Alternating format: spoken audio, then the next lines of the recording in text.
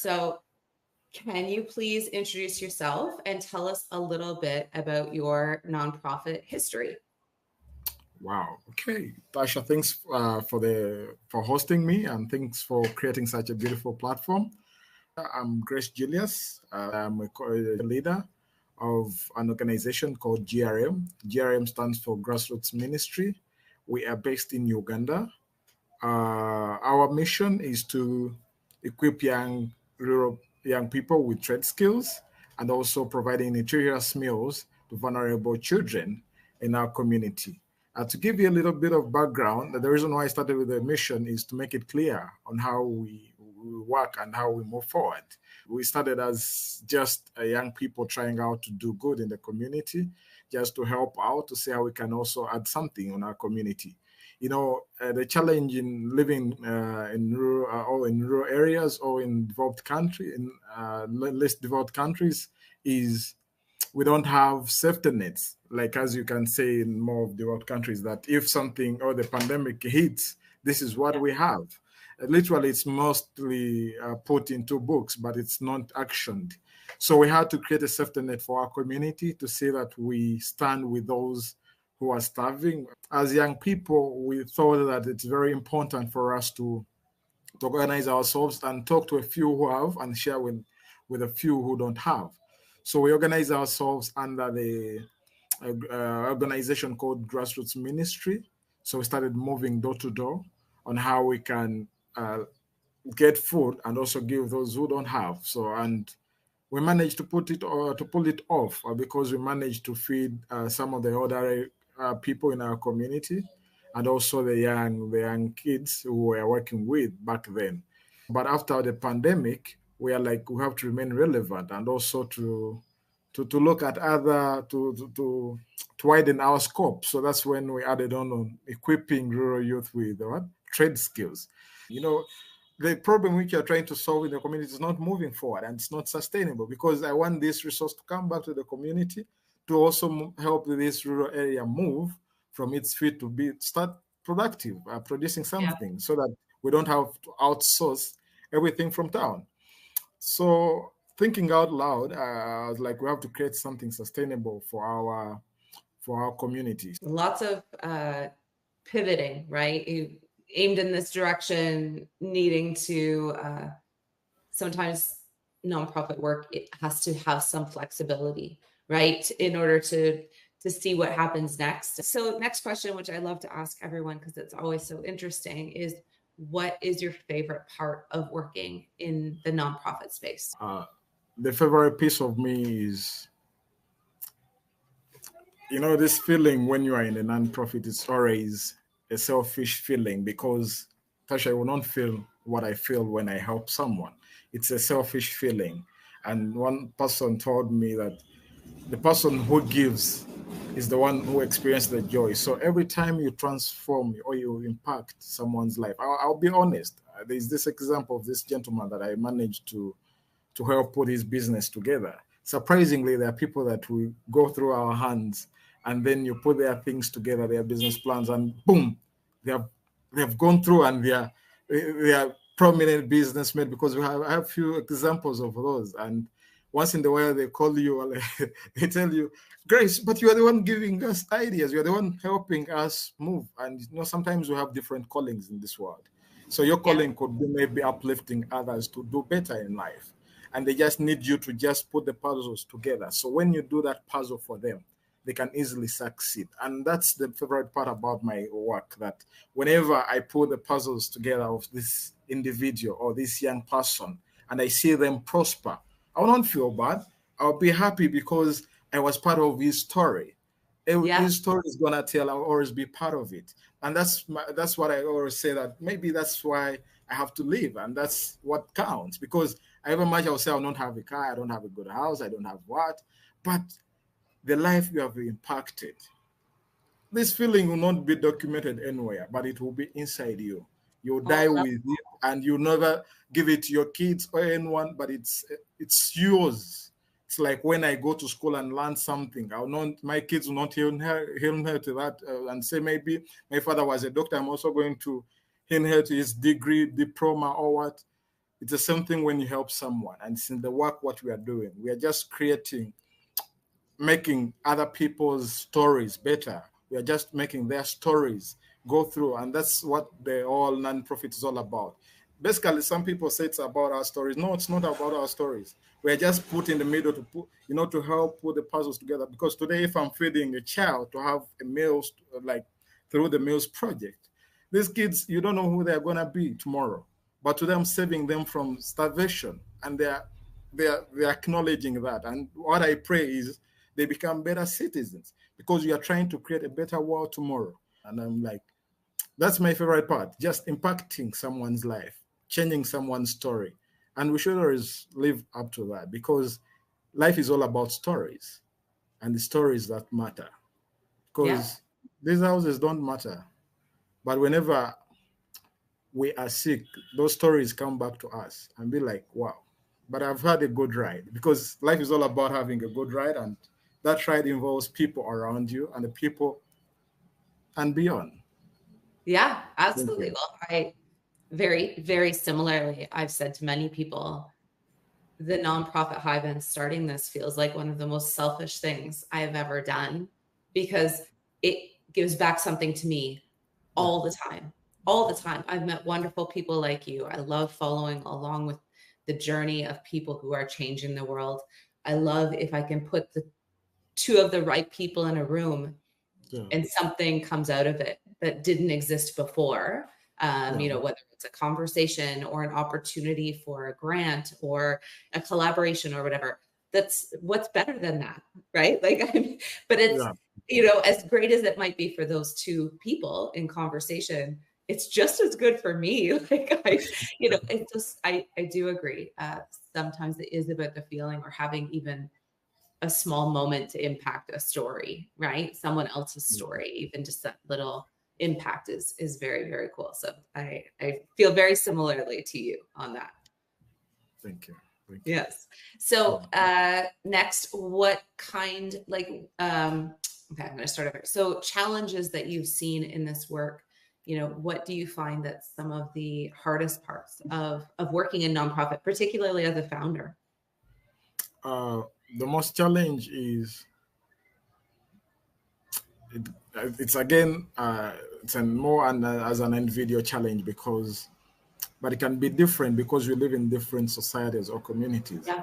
Especially in Africa, as a non-profit leader, you find the challenge that the family, the people around you, sometimes they will not support you because they will think that you're just wasting time. At the end of the day, you don't have this supporting system as a non-profit leader in Uganda or founder in Africa, because people will not see your need, because there's a way how people have changed the definition of success and how someone has to live life, because it's so overwhelming. It's overwhelming generally, because moving forward, you remember a non-profit moves on funds and moves on the people, the social capital you have.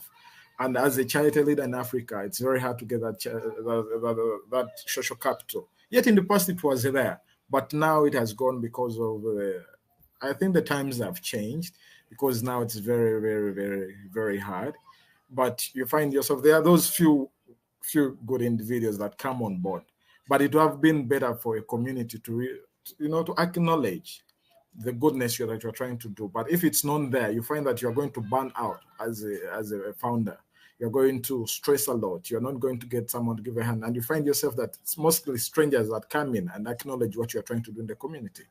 Surprisingly, as a founder, people talk about funding. Yes, funding is key, as in the non-profit, but I believe that in the resource that we ever have as a non-profit are the people, because that's where our capital is. So if you have a good network of people around you, that's what really counts. And because those people, you don't know what they might bring in. They might bring in ideas. They can say, generally, that's what I'm still working on, because if you don't have that good team around you, at the end of the day, you'll never get the funds, because funds come second, right? So it first starts to come with people. So it's very hard to get people to trust you, basically, even when you're starting, because there will be a spectacle. Grace is stealing, is doing this. So it's very hard. It's very hard to convince someone of what you're trying to do. And it's also disappointing as someone trying to do good, because no one is paying you to do whatever you are doing. It's just your passion, and you are just, it's the same thing that drives you every day, because no one will wake you and be like, Grace, wake up, go and do this. No.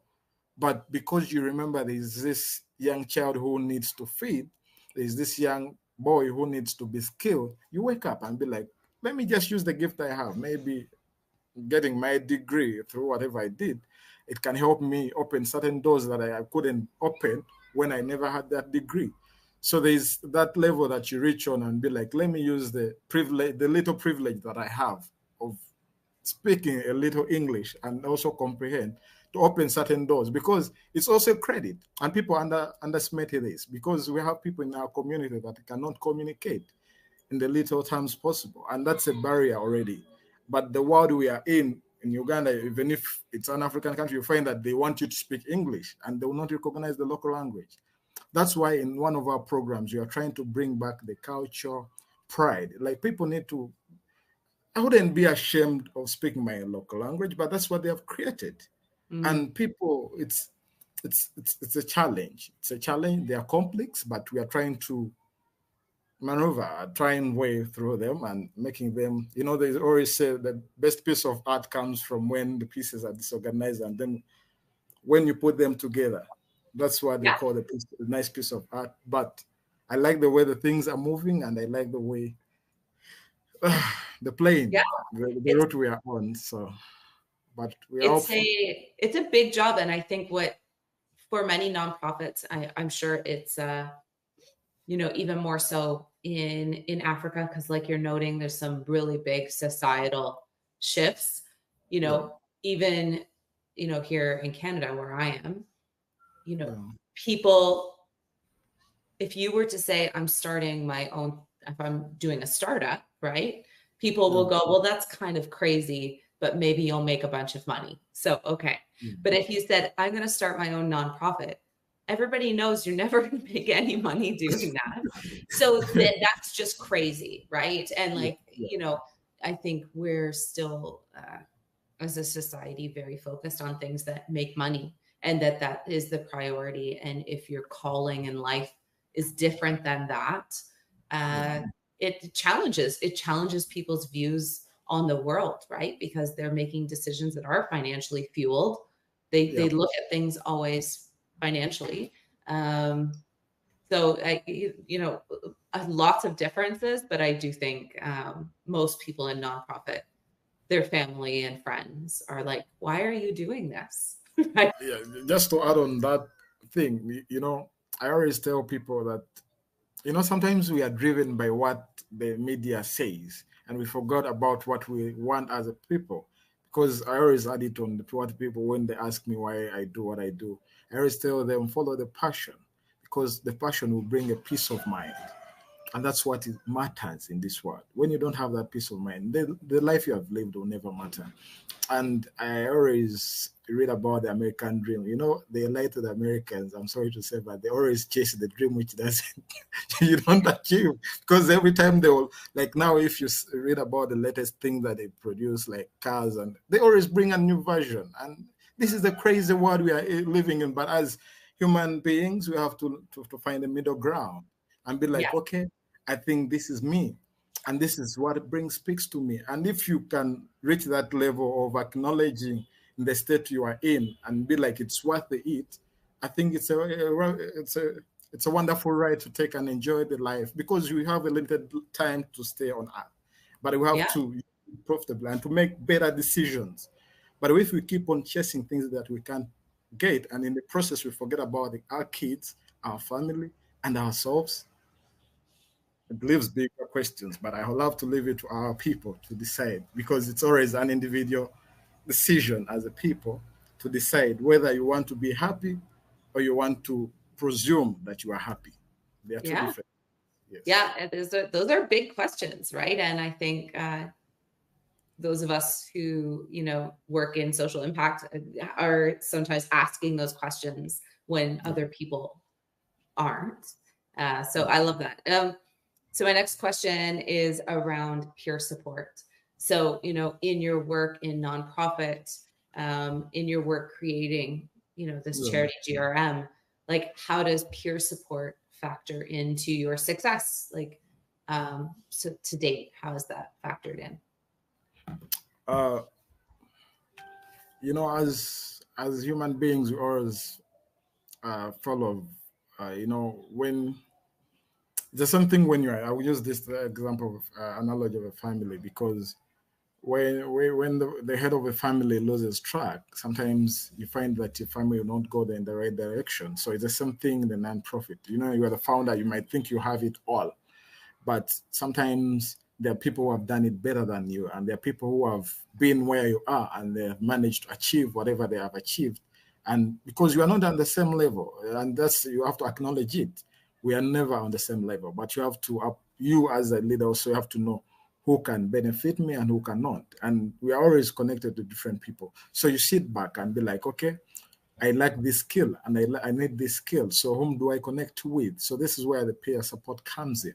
So, and the connections that we make. So it's always good to discover yourself as a leader, because our role is not all about knowing how to do things. It's all about knowing to put the pieces together and make it work. I can have a vision, but I'll need to put together people that can bring that vision, because leaders always change. I'm not going to be there to run things forever, but I would love to put the people, the peer support that we get helps us to identify people that we can work with, and they can help you to push that vision ahead better Yeah. than you, because we are all gifted differently. And we have to acknowledge that. I can't do what Tasha does. I always say that I speak well, but there are people that can speak better than me in different audiences. So, and I will not be taking the show all the time. So, as a leader, you have to let other people lead as you are the back. So, which type of leader are you? Are you a leader with titles, or you're a leader who lets other people lead and you just observe and be like, wow, that's amazing. So, sometimes we forget, we get drowned, and these support connections that we make helps us to navigate through that. And they always act as our safety nets, as our voice of reason sometimes. But I'm not saying that you have to listen to every reason, because there are those who come and put you down and be like, you will never make it. I don't know how you're going to do that. So, but again, it goes back to you. You have to be a blade full of as a leader. There are those opinions you are going to be offensive to you. Yeah, that's advice which is going to put you down. But how do you react, and how do you come back to it, and how do you move forward from it? Because not every interaction is going to be an awesome one, but there are those bitter connections that you are going to make, and they speak truth to you, however sad it is, and you have to be awakened, because Yeah. the world is tough. So as a non-profit, like we say, we have also to be like tigers, because grants, funding, and everything, it's tough. It It's is. tough getting people getting on board with you. It's tough. So, and the peer support, everything matters to make you into that person who can move from this level to another level, because that's our goal. I wouldn't be talking about this with Tasha, with you next year, where I'll be like, we have not finished the roof, we are still on the roof. I'm here, I'm stuck. You know, that story, it has to end sometimes, and you have to get Yes. another story. That's why we said in the non-profit, challenge to challenge, challenge to challenge. And this challenge helps you to mold you into a better person to face another bigger challenge. Oh, I love that. That's a great way to look at it. To that, you know, yeah, it is challenge to challenge, but we gain strengths along the way, right? That make us more prepared True. for the next challenge. Or maybe sometimes the next challenge is smaller than putting a roof on a roof on your building, and so you're Yeah. like, oh, I've got this challenge. This is no big deal, right? So that can be nice as well. Uh, Okay, that's great. And you've been a member of the nonprofit Hive. I think I looked. I think you've done like 12 or 13 calls now, or something like that. I have all the numbers somewhere. I have to find a better way to report on it. But really appreciated that. I love to see you interacting online with some of our other members. What yeah. have you gotten out of being a member of the nonprofit Hive to date? To be honest, the nonprofit Hive is more like a family to me, because now I've put in my calendar, like on Thursdays, I have this new person I need to talk to. So, sometimes we hate being programmed, but also programming is good in life because it helps you to look forward for something that whenever you lose that hope, there's something that you look forward to. It's like when you wake up and be like, okay, I think the day is a little bit disorganized, but there is that one call that maybe I'll get and maybe talk to this person, to this individual. So the nonprofit Hive so far has been like a family to me, because every day you get a chance to talk to new people, new perspective, and you don't know. Like I said earlier, everything's different. They are not going to be the same. Everyone has different skill set. Everyone is raised differently. So it goes back to you again as a person of this family, because we can all come from different families, stubborn, crazy people who are in families. So how do you manage to be with these people? So you find those who are friendly, there are those who are non-friendly. So it's up to you as a leader, because we are all leaders, to read the room and know, okay, how do I go through this? Yeah. Okay, this person, this, because there are those people you meet and you're like, okay, you read the room and be like, okay, now this. So, but family is not perfect, like people want to say. Perfect is a moving experience every day, because every day you experience differently. It's like raising kids. Today they are peaceful, tomorrow they are not. So, but are you going to throw them away? No, it's part of the life. So it's amazing. I like it, and I just pray that our sponsors keep on sponsoring the calls and everything, so that we connect, because these bridges that we have created, they are better than, because I'll give you a story, a little bit of background. Back then, I was still in high school in my Form 6. Back then, I just starting out because I was struggling. So I was like, back then, remember, we didn't have these technologies. It was some time back. So it was all about writing letters. And I used to write letters, and you send it to somewhere you don't know, and someone never replies. And you're all like, okay, I wish one day I'll get to go to the US and talk to this person. But the nonprofit Hive, it's like has eliminated those. I always tell people, I have friends all over the world, and that's what counts, because I love being the global community, because the more bridges we build, the more solutions and ideas keep on flowing. And that's what I love about the community. It's full of brilliant people who have solutions, people that are eager to listen. And it's why I'm still answering those calls. I'm like, I need to be pleasant. I need to be around. And thank you to the team, to the amazing team, Tasha and your team, for organizing such things and for pushing on every day. Thank you.